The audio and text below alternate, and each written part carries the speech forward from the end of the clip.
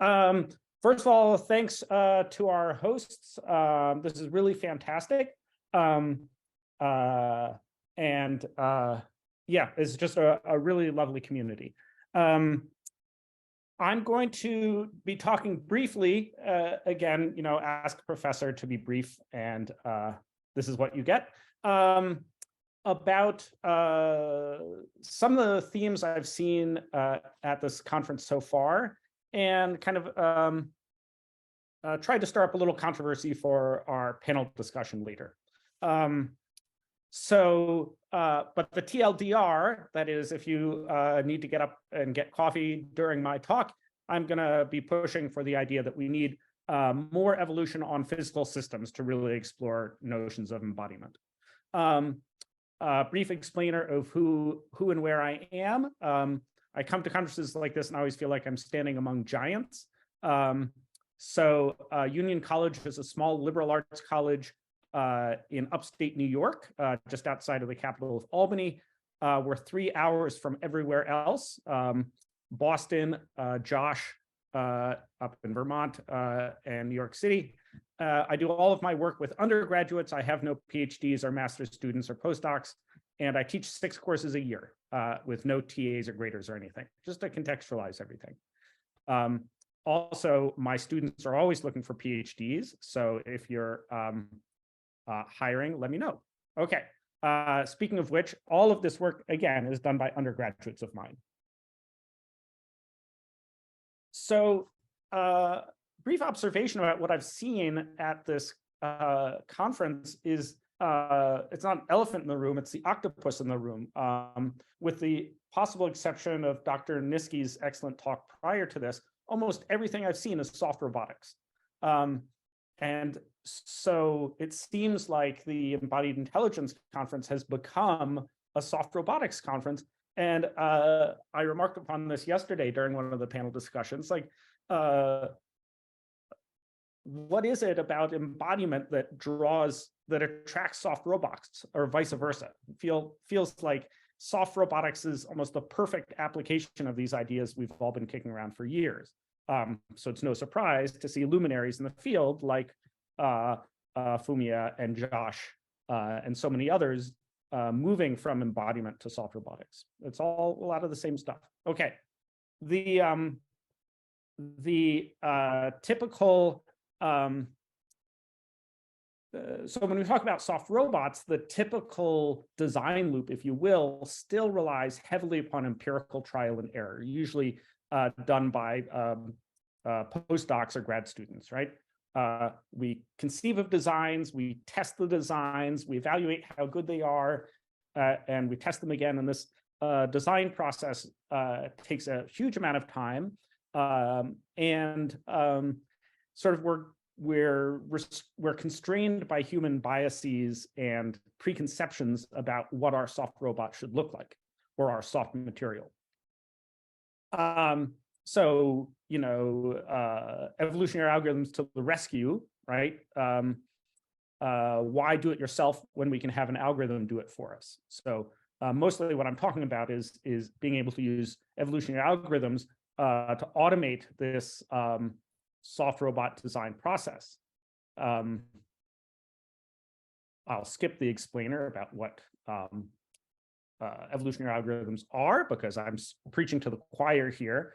But ever since the early days of evolutionary robotics with Carl Sims, we've been doing evolution in simulation, right? State-of-the-art physics simulator. Simulators include, I mean, this slide is old, so probably there are newer ones by now, but PhysX, ODE, Bullet, you name it. I've recently been doing work on 2 great. So going back, these simulators are generally rigid body simulators. There aren't many good soft material simulators out there. We've got Eric Medved's fantastic 2D voxel-based simulator. And my students and I have been able to evolve locomotion on these cute little 2D voxel robots. A fun, neat result is we've actually been able to for these simple shapes, discover a whole diversity of gates using some very clever quality diversity algorithms. And it's been a lot of fun. Notice, however, this is, simulated. Then there's Josh's excellent Voxcraft sim, which dates all the way back to when we both shared a lab at Cornell with John Hiller, who wrote the original Voxcraft sim. We can run evolution in Voxcraft sim and also get fun results out, cute, squishy robots in simulation. The problem is, so here's my brief rant about soft robotic simulators. This comes from a paper I just discovered yesterday because Drew Sebelhaus at BU has been using this new soft material simulator that looks absolutely fantastic. It looks like it might be the new big thing. But let's take a look at this figure here, right? Here, this is the wall clock time, the time it takes to actually do a simulation. And this is the time step, the idea being the smaller the time step, the more the higher fidelity your simulation is. And what we're seeing here is this dashed line showing the point at which simulation is faster than real time, which means most of these high fidelity simulations run slower than testing the material physically in the real world. And that's the major insight I want to lend to this whole conversation is high fidelity soft material simulators are slower than testing the physical object in the real world. That's what I'll stipulate. So the better way harkens back to Floriano and Mondada's evolved Kepler robot, where you run simulation, or you run evolution on a physical substrate. Watson and Fikichi called this embodied evolution. Adrian Thompson's amazing work on at Sussex back in the day on running genetic algorithms and hardware showed how you can find really surprising and amazing results that cannot be simulated when you run evolution on physical systems. And here's a shout out to Josh's work with Victor Zykov back at when he was at Cornell. Really a really fun paper. So I've been doing evolution, physical evolution on soft robots for a while, so we can use things like quality diversity algorithms to evolve the locomotion of these soft tensegrity robots, and we can get them to do some really amazing things that really leverage the dynamical complexity of soft materials. So these things move by vibrating, and you can get them to change their behavior just by changing the frequency of these vibrations. So this is embodiment.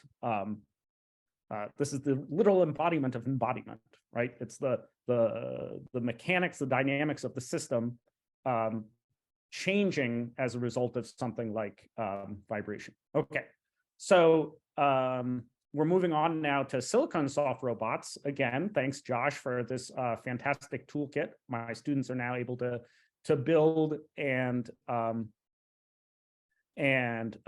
move these silicon soft robots. And so what we're trying to do again is do embodied evolution on the silicon robots.